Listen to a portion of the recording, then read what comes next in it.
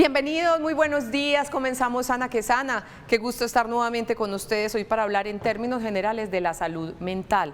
Doctor Guillermo, usted me decía que el 10 de octubre como tal fue la fecha en el que la OMS celebra el mes de la salud mental, ¿verdad? Sí, Olguita, estás en lo cierto. Porque hay que hablar, doctor Guillermo, de salud mental y hay que reiterar y hay que enfatizar tanto en la importancia de pensar en esa parte tan importante del ser humano. Bueno, porque históricamente la salud mental ha sido una parte de la medicina que se ha dejado de lado, se ha aislado de las otras especialidades médicas y no se le ha dado la importancia que requiere.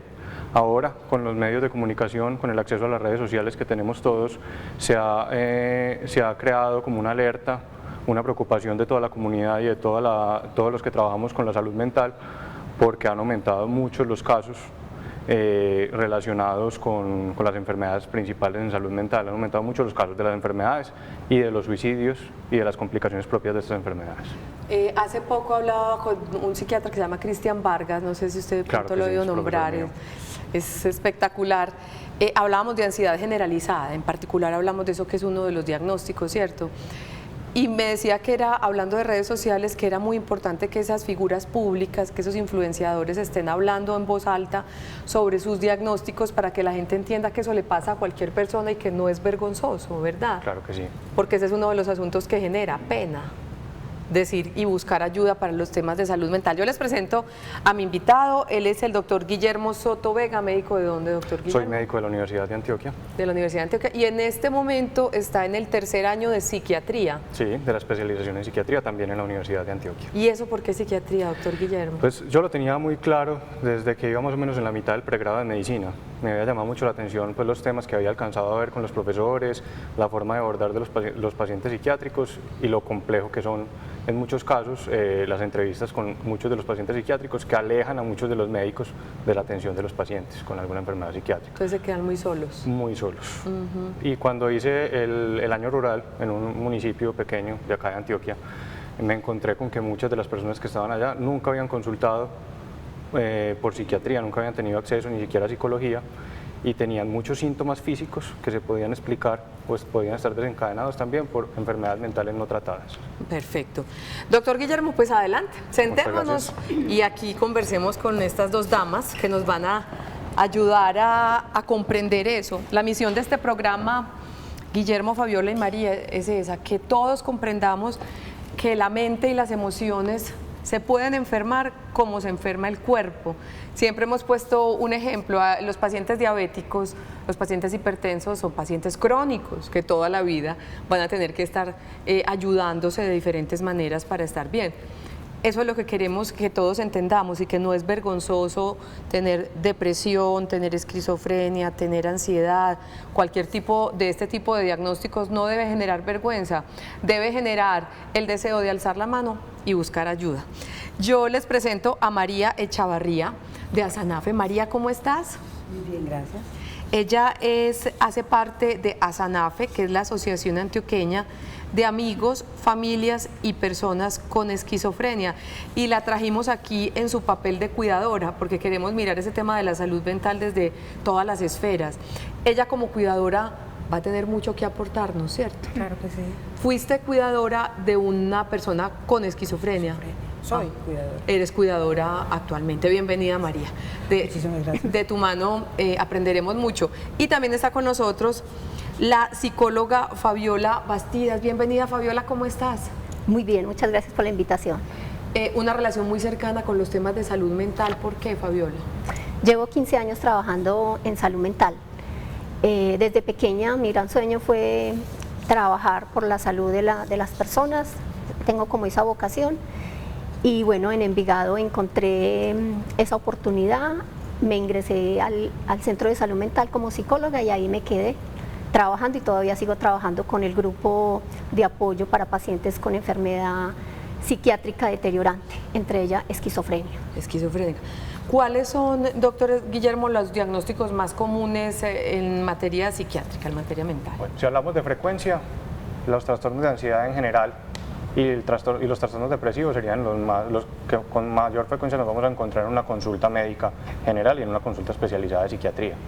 Si hablamos de deterioro como tal, y como lo mencionaba la doctora, el trastorno afectivo bipolar y la esquizofrenia podrían ser uno de los trastornos que más deterioro podrían generar, siendo menos frecuentes que los dos primeros que les mencioné.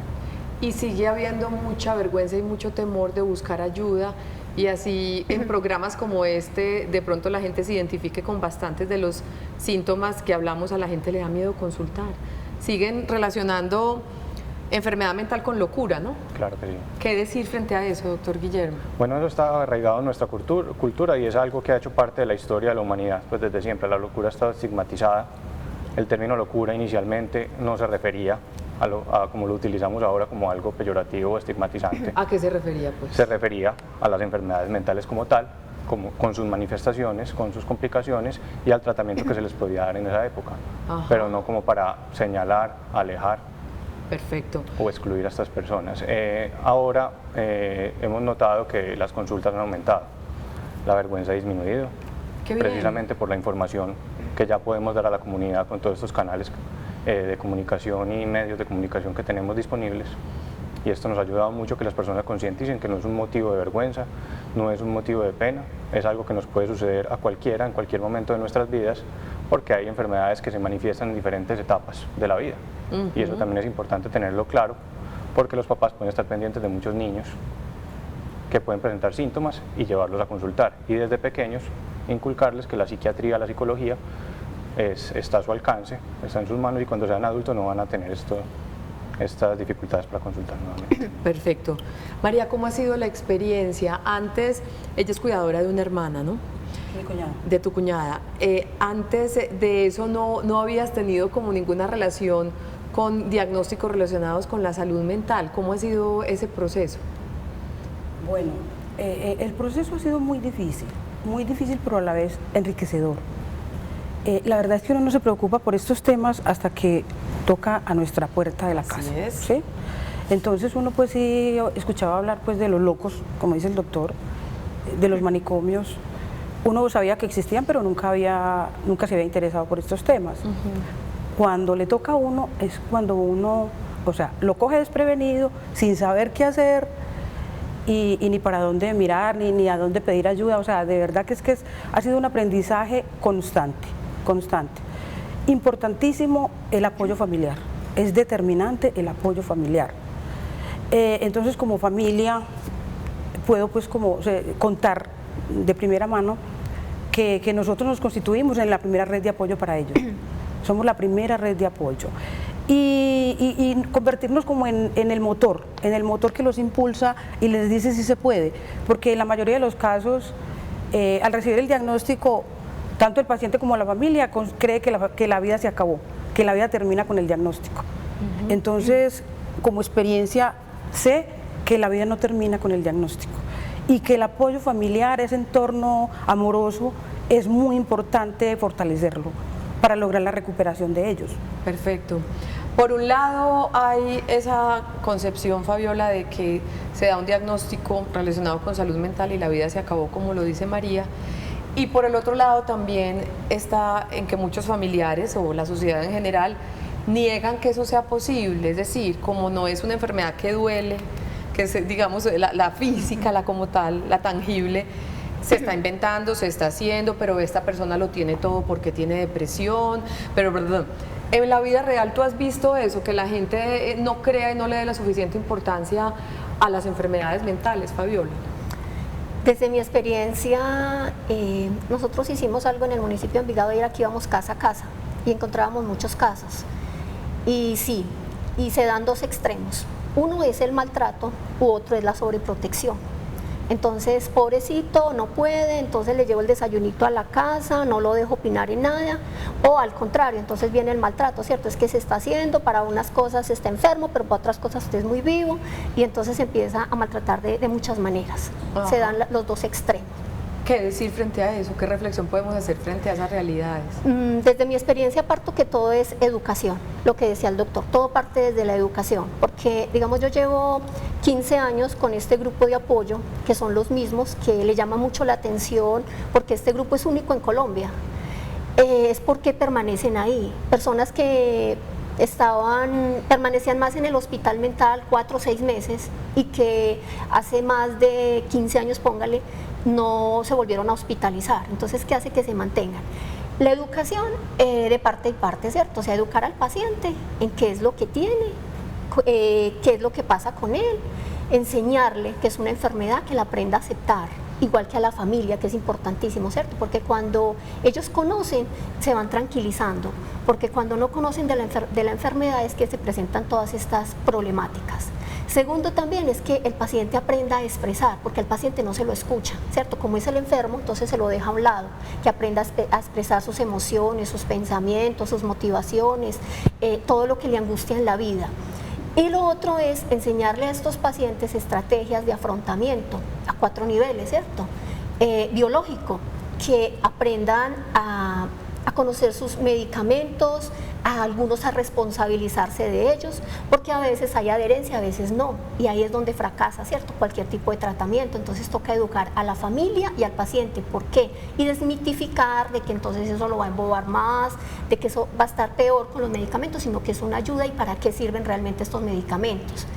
A nivel cognitivo, empezar a trabajar, a relacionarse diferente con ese paciente, con la familia, con la sociedad, porque a veces nosotros teníamos en Envigado que la misma sociedad los maltrataba, los señalaba, entonces ellos sentían mucho miedo. Entonces empezar a educar desde afuera y desde adentro, enseñarles a fortalecer su autoestima, todos los autoesquemas, ¿cierto?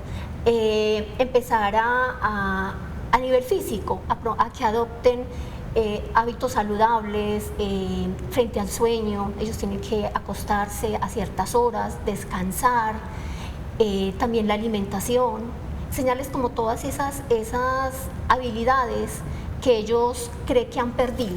Perfecto. Me dijo que conocía a Cristian Vargas y conoce a Jorge Holguín. Claro que sí, también es profesor mío. Otro profe. Sí. El doctor Jorge Holguín es médico psiquiatra con un recorrido muy amplio, obvio, en este tema de la salud mental. No pudo estar aquí en el estudio con ustedes, con nosotros y acompañándolos a ustedes también desde acá, pero fuimos a buscarlo al Hospital San Vicente Fundación. Parte de su labor él la realiza allá y él quiere darnos la siguiente reflexión sobre el tema de la importancia de la salud mental. Veamos. Las enfermedades mentales afectan la salud mental y por ende causan un gran grado de incapacidad a nivel mundial y también tienen una relación estrecha con un gran número de desenlaces negativos, incluyendo el consumo de sustancias, la soledad, el fracaso en las relaciones interpersonales, el fracaso laboral, el fracaso a nivel estudiantil. Por eso, hablar de salud mental es supremamente importante. Cuando le preguntan a uno cuáles son los problemas de salud mental más frecuentes, podríamos decir que los 3 que hay en Colombia y que también, no solamente en Colombia, en Antioquia, sino a nivel mundial, podrían ser los trastornos depresivos, los trastornos por consumo de sustancias psicoactivas y los trastornos de ansiedad. Aunque hay otros menos frecuentes, son muy devastadores, es decir, causan mucha discapacidad, como serían la psicosis, entre ellas la esquizofrenia, el trastorno bipolar y recientemente se habla mucho también de enfermedades neurodegenerativas como la enfermedad de Alzheimer. Frente a si un buen tratamiento y un buen diagnóstico pueden ayudar a que los trastornos de salud mental se curen, es decir, desaparezcan sin necesidad de tratamiento posterior o se alivien, es decir, que las personas puedan recuperar su nivel de funcionalidad y de satisfacción con la vida, así tengan que recibir un tratamiento prolongado. La respuesta es que sí, en un gran número de casos. Estos tratamientos, sin embargo, deben ser multimodales, es decir, que integren diversas modalidades o formas de tratamiento. Frente a la pregunta si todavía existen muchos mitos al momento de consultar, bien sea a un profesional de salud mental, bien sea al psiquiatra, bien sea al psicólogo, la respuesta es que sí. Primero, porque las personas tienden a pensar que solamente es para casos graves, ¿no? También en casos menos graves, las personas pueden beneficiarse de la atención por un profesional de salud mental. En general, hoy en día se anima a las personas a que acudan donde el profesional de salud mental, bien sea psicólogo o bien sea psiquiatra, cuando estén presentando cambios de su estado de ánimo profundos, pensamientos negativos, dificultades para concentrarse o para la memoria y en general problemas de relaciones interpersonales. El consultar a las personas profesionales de salud mental puede ser una medida no solo salvadora, sino ser el principio de la mejoría a todo nivel para una persona.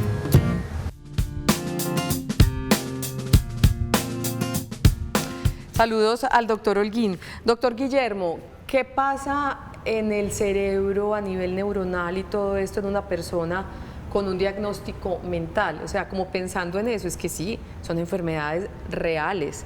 Existe, ¿qué puede estar pasando por allí que se generen estas condiciones? Claro que sí, los cambios cerebrales varían mucho de una enfermedad a otra. Pero en la mayoría de ellas lo que encontramos es una disregulación o una alteración en los niveles de unas sustancias químicas que llamamos neurotransmisores, entre ellas las más conocidas la serotonina, la dopamina, la noradrenalina, entre muchas otras. Esos son los hallazgos más importantes pues, que se han encontrado hasta ahora en las enfermedades mentales, pero también disminución del volumen, es decir, del tamaño de ciertas zonas del cerebro que pueden controlar ciertas funciones y que están relacionadas con los síntomas propios de cada enfermedad. No está muy claro para cada uno de los trastornos psiquiátricos cuál de estos procesos es el más importante, cuál de ellos explica toda la enfermedad, porque es un conjunto de factores asociados que podrían estar explicando lo que sucede.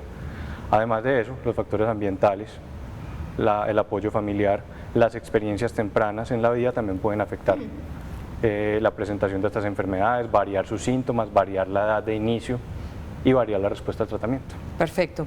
Tenemos nuestra línea WhatsApp abierta para ustedes, 305-316-6560. Vamos con una inquietud. Hoy en términos generales y a propósito de que el 10 de octubre se celebró como fecha propuesta por la Organización Mundial de la Salud, la fecha para generar conciencia sobre la importancia de la salud mental. Hoy ese es nuestro tema en términos generales. Si ustedes tienen alguna inquietud, aquí está el doctor Guillermo Soto Vega, residente de tercer año de psiquiatría de la Universidad de Antioquia. También está con nosotros María Chavarría, también experta en el tema por ser una cuidadora de una paciente con un diagnóstico mental.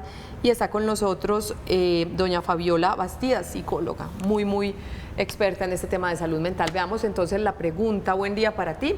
La voy a resumir un poquito, la pregunta. Tengo un hijo de 19 años, está en la universidad, ha cambiado mucho su estado de ánimo. Me dice la madre que según ella es a raíz de una relación de pareja que tiene hace casi 3 años, que como madre lo desconoce, que se altera con cualquier cosa, habla muy poco, se aleja mucho de la familia.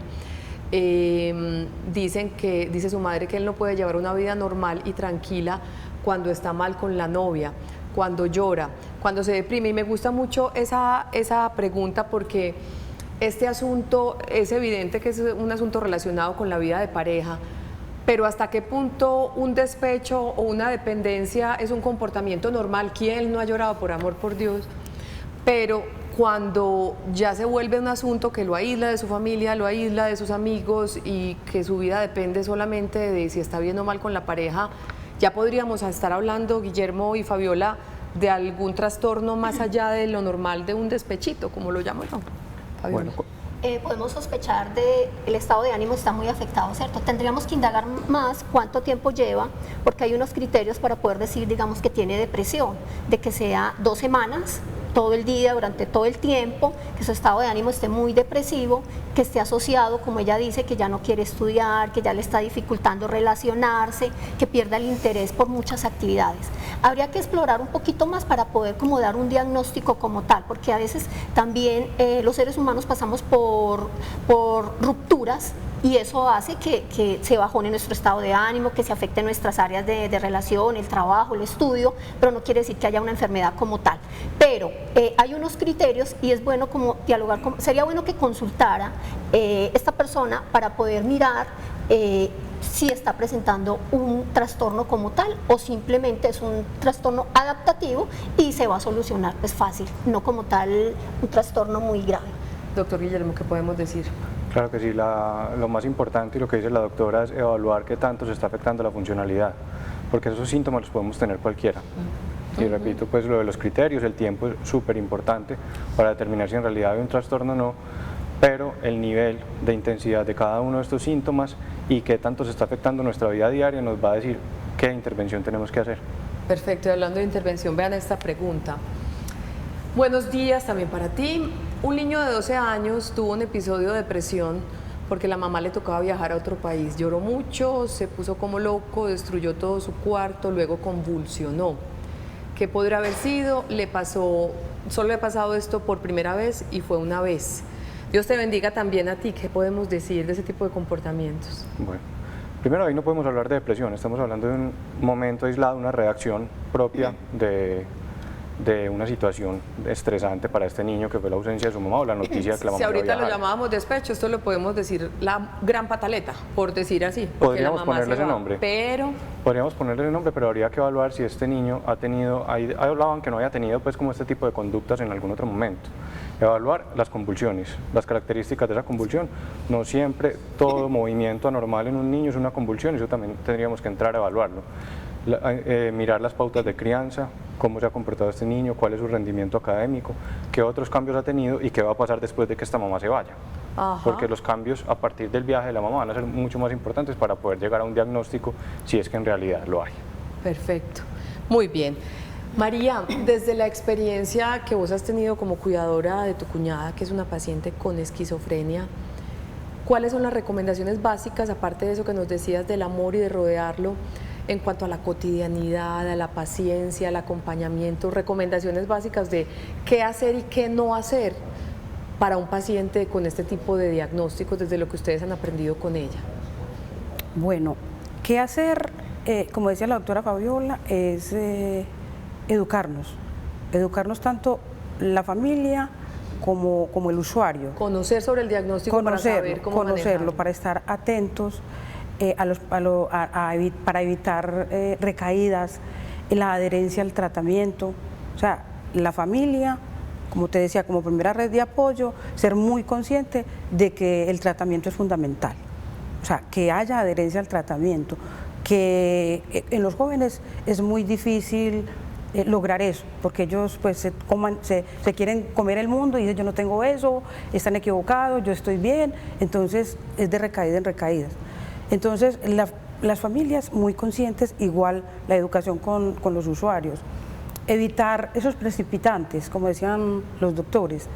Si ellos no pueden tomar alcohol, no pueden trasnochar, entonces muy constantes de evitar todos estos precipitantes. Sabemos que un entorno hostil, donde hay violencias, donde hay problemas en los hogares, eso también son precipitantes. Entonces, como familias, estar como muy atentos a esto, a evitar el estrés de ellos, a evitarles el estrés. Y como decía la doctora, a no maleducarlos, pues, ser muy conscientes de que ellos son personas que pueden retomar sus vidas. Entonces, insistir mucho en estos. Si es un muchacho que está estudiando, bueno, vamos a hacer todo lo posible porque recupere nuevamente ese espacio. Porque se vincule nuevamente a los espacios de participación, si le gusta el deporte, impulsarlos en eso también, no sobreprotegerlos.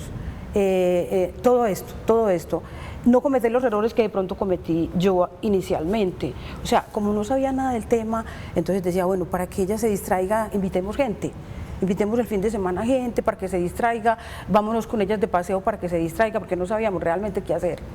Entonces es eso, educarnos mucho para saber qué hacer y cómo abordar a estos pacientes, para ayudarles mejor. Claro. ¿Sí? Para ayudarles mejor y que el tratamiento de verdad cumpla sus efectos. También enseñarles, como decían ustedes ahorita, o sea, a no tener miedo a hablar del tema. Generalmente ellos quieren esconder su diagnóstico, como decía el doctor, a no buscar ayuda por miedo al señalamiento. Entonces, como dice el doctor, es cierto, hoy ya venimos hablando con más confianza de estos temas, pero todavía hay mucho miedo, todavía hay mucho temor al señalamiento, a la exclusión, a que los excluyan o sea, que los amigos ya no quieran jugar con ellos, que los amigos ya en el colegio o en la universidad también los miren con recelo y con temor, porque es que lo que históricamente han dicho de las enfermedades mentales es que son peligrosos, que una persona con esquizofrenia es muy peligroso o es violento, y no es verdad. Generalmente, antes, estas personas son las que sufren las violencias, ¿sí me entiende? Son ellos los que Son las son agredidos, no los agresores. son los agredidos. Entonces, sobre todo, educación, educación, educación, para poder saber qué hacer y cómo actuar. María, muchas gracias por acompañarnos este ratico y por darnos esas palabras de reflexión. Mire que siempre la palabra exclusión, el temor a la exclusión es el denominador común en estos temas de salud mental. Y nosotros quienes dicen que no tenemos un diagnóstico de salud mental, que vaya uno a saber, somos los que los excluimos. Entonces también pongámonos en los zapatos de ellos, empleadores, universidades, amigos, familiares, a incluirlos desde siempre y para siempre. María, gracias. Yo me despido de usted un ratico porque ahorita tengo otro testimonio de Asanafe, claro, pero sigo con Fabiola y con Guillermo, pero seguiremos hablando sobre la importancia de la salud mental con historias de vida. Quédense aquí un ratito.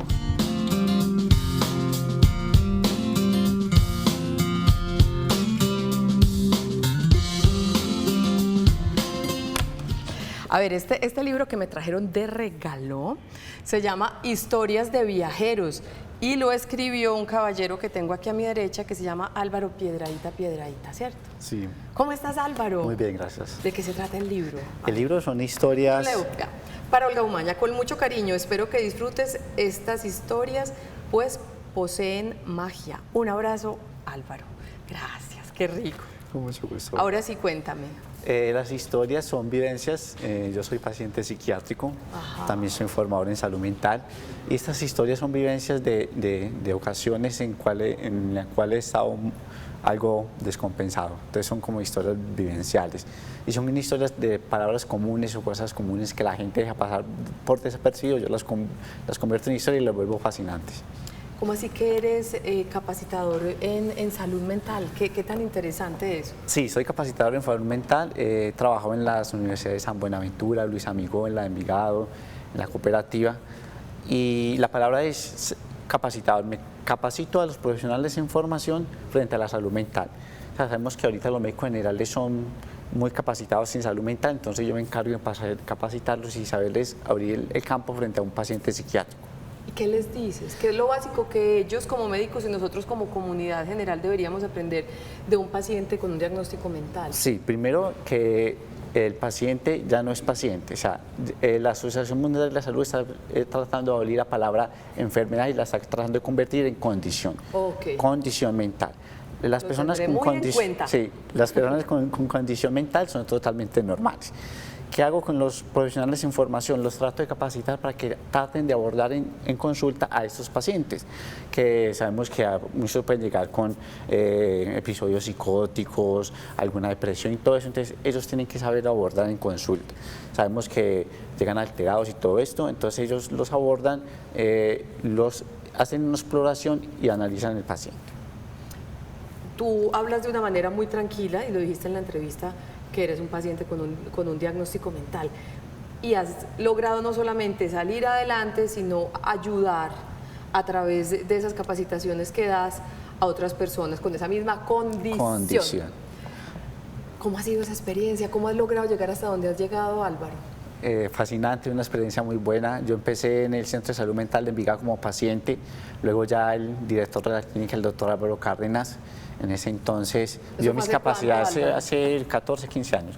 Vio mis capacidades, la manera de cómo me involucraba con mis otros compañeros y que servía de puente para que el paciente tenga una mejor calidad de vida frente a la condición. Entonces fue una experiencia muy bonita, ya trabajé mucho tiempo con compañeros que ya me decían, hasta doctor, yo siempre les decía, yo simplemente soy su amigo, porque realmente los pacientes somos amigos. Les enseñaba también a que no tenemos nada raro los demás condiciones, porque como la condición mental está la del azúcar, la del corazón, entonces son condiciones, entonces no tenemos que ocultar nuestra condición. Somos personas y tal vez de pronto más personas que las mismas personas que dicen que son personas. Tú lo has dicho. ¿Qué habría pasado si a Álvaro no lo encaminan como lo encaminaron? Nombraste un médico como que vio tu aptitud y tu fuerza y tu capacidad de hacer todo lo que estás haciendo y te encaminó y te apoyó. ¿Qué habría pasado si a Álvaro no lo miran de esa manera y no le brindan herramientas y no le abren ese mundo y esa mirada para echar para adelante como has hecho? realmente habría pasado de pronto que me había convertido en un paciente común y corriente. De hecho, yo creo que soy un paciente entre 1.000.000, porque a pesar de que soy paciente, conozco mi enfermedad muy bien, mi condición muy bien, y la sé analizar. Siempre que llegan personas me tienen en contacto conmigo, trato de psicoeducarlos para que tengan una formación frente a las condiciones de las personas que se acercan. Realmente ahorita hay muchos pacientes con condición mental, diferentes tipos. ¿Qué había pasado? Pues sería un paciente totalmente normal, pero gracias a Dios conocí al doctor Cárdenas, y de hecho mi inquietud por aprender de este mundo, el mundo fascinante de la mente, porque realmente es muy fascinante la mente, me parece muy fascinante. Es que usted ya parecerá neurólogo. ¿Le habría encantado estudiar neurología? Claro que sí. De pronto, supremamente interesante. Álvaro, hemos hablado de exclusión, hemos hablado de vergüenza de aceptar tener una condición psiquiátrica, mental. ¿Qué pensás vos de eso? Decía el doctor Guillermo y Fabiola que de pronto el asunto ha cambiado un poco. ¿Cómo lo has visto tú? ¿La gente siente rechazo por este tipo de condiciones y los que tienen esos diagnósticos se sienten rechazados? Claro que sí, se sienten muy rechazados, pero ante todo lo que hay que hacer es la psicoeducación, psicoeducar a las personas, a las familias, a la comunidad, a los profesionales, a todo el ámbito que está relacionado con los pacientes. El paciente deja de ser paciente en un momento que lo empecemos a tratar como persona. La persona es una persona fundamental, el paciente es una persona fundamental. Y no por tener esa condición deja de ser deja de ser persona.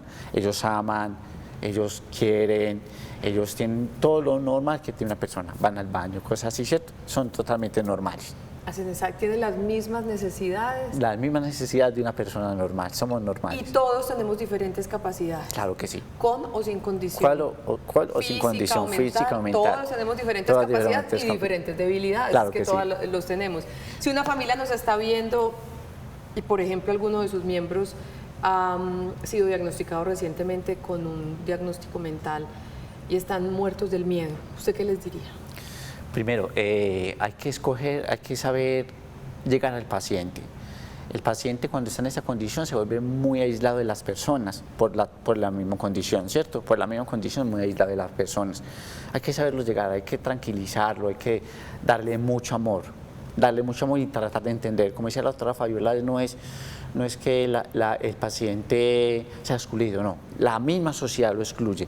Nosotros teníamos pacientes en el Centro de Salud Mental cuando existían en Envigado, que íbamos a hacer sensibilización puerta a puerta y encontramos pacientes encerrados en piezas que para que no lo vieran, lo estigmatizaban. O sea, eso no se debe hacer. O sea, primero hay que acoger el paciente, volverlo persona, crearlo como persona y darle la calidad de persona que debe ser un paciente mental.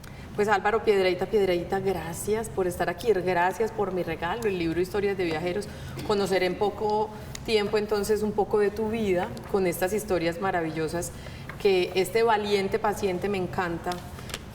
Paciente no, persona con una condición mental que lo dice abiertamente. Y yo creo que eso debe ser muy tranquilizador para familias y otras personas que en este tipo de condiciones. Muchas gracias por estar con nosotros y que siga adelante con esa labor tan bonita, concientizando y acompañando a las personas con un diagnóstico mental. Con mucho gusto, Guita. Nosotros vamos a nuestra primera pausa, nuestro tema de hoy, la importancia de hablar con toda la tranquilidad de la salud mental, que es tan importante, están de igual a igual como la salud física. También se enferma y también tiene tratamiento y manera de seguir con calidad de vida a pesar de ello. Ya regresamos, esto es Sana que Sana.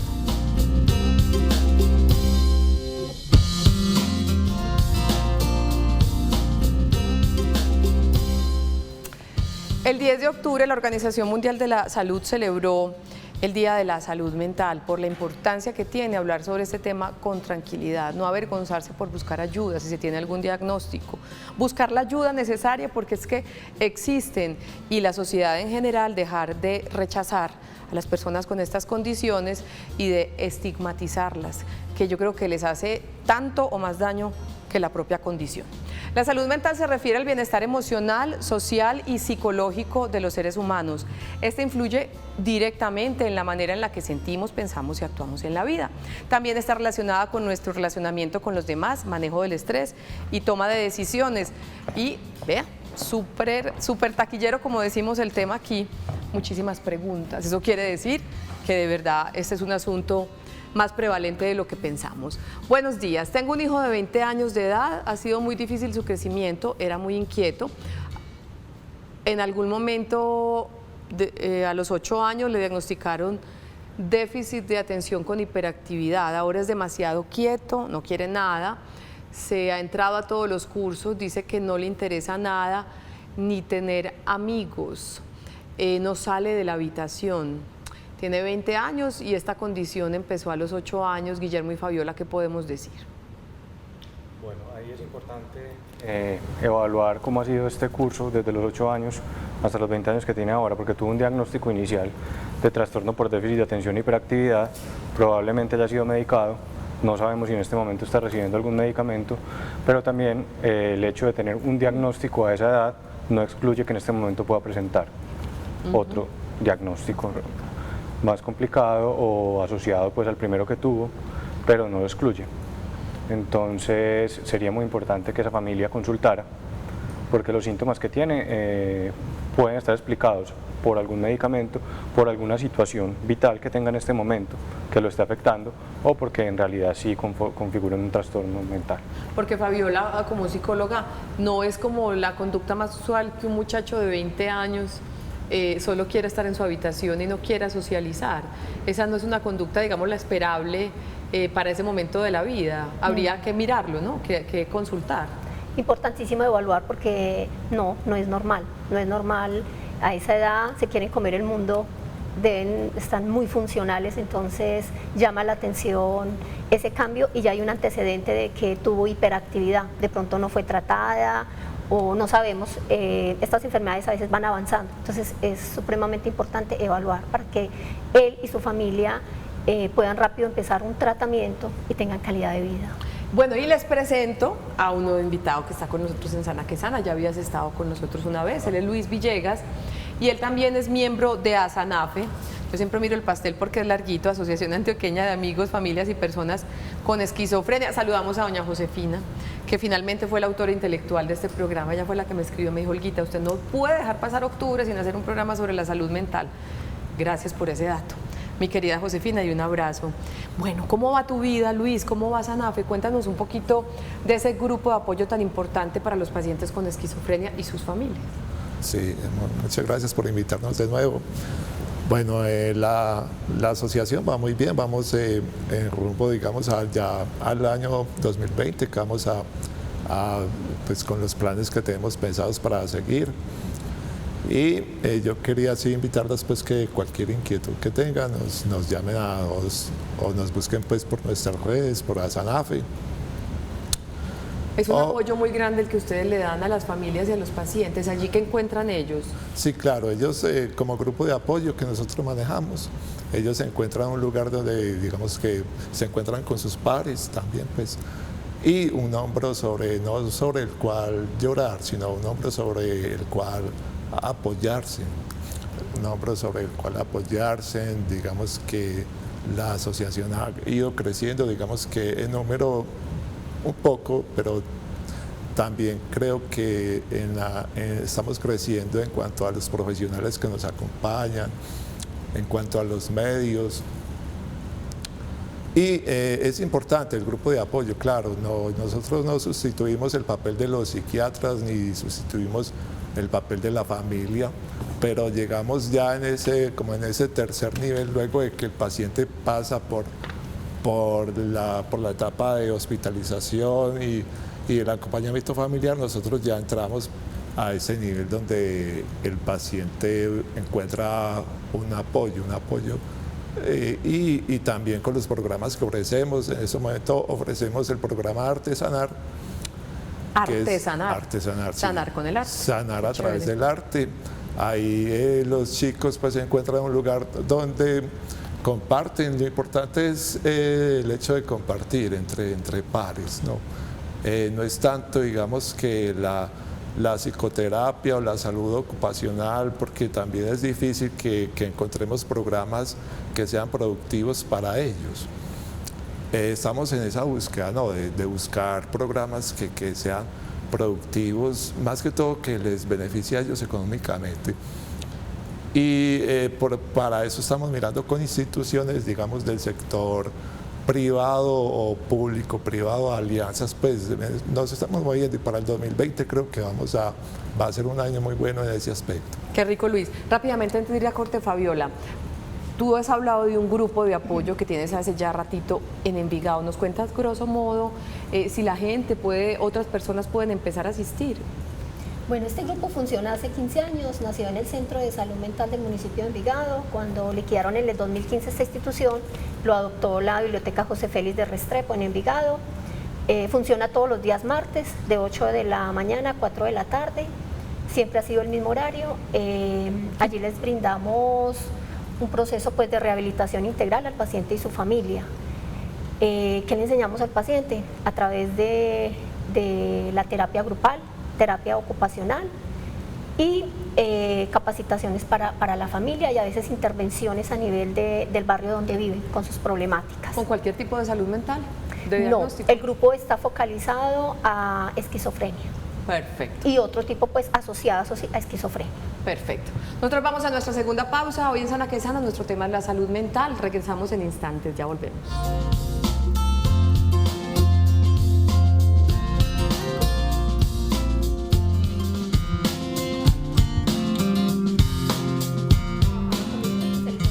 En serio, me estaba contando aquí Fabiola que es mucho lo que estudian los del área de la salud en términos generales. Trasnochó mucho para poder acompañar. Yo trabajaba, imagínese, entonces, trabajar y estudiar, bueno. Y la práctica. Pero gracias a Dios porque ella está ayudándole a tantas personas con estos diagnósticos. Vamos con preguntas. Buenos días también para ti. ¿Qué es la esquizofrenia? ¿Cuáles son sus síntomas, doctor Guillermo? Bueno, la esquizofrenia como tal no podríamos decir que es una enfermedad. Ahorita hablábamos pues del cambio de término por condición, pero tampoco podríamos decir que es una condición, un conjunto de condiciones, porque es muy variable, la presentación es muy distinta. Se caracteriza porque en el cerebro hay unas estructuras que se alteran y algunas sustancias, como les mencionaba ahorita en la pregunta anterior, y lo que sucede es que se empiezan a aparecer algunos síntomas que en psiquiatría llamamos síntomas positivos, y es porque son los más llamativos, que son las alucinaciones, las ideas delirantes, que son estas ideas que las personas consideran que son reales, a pesar de que el resto de su entorno no está de acuerdo con ellas, el comportamiento desorganizado y el lenguaje o el discurso desorganizado. Esos serían los síntomas positivos, y los síntomas negativos son los que están más asociados al deterioro propio de la enfermedad, que sería el aislamiento, una disminución de la producción verbal o de la producción de pensamientos, una disminución de la iniciativa y en algunos casos disminución del disfrute de las actividades y alteraciones de la memoria. Hay que dejar claro que, bueno, el afecto plano, que es muy importante, gracias por recordármelo, que son esos cambios en la expresión de las emociones, de la emocionalidad. Muchas veces vemos que la mímica facial no está de acuerdo como con lo que se está expresando, con lo que se está viviendo. Entiendo. Es importante dejar claro que esto no le sucede a todos los pacientes.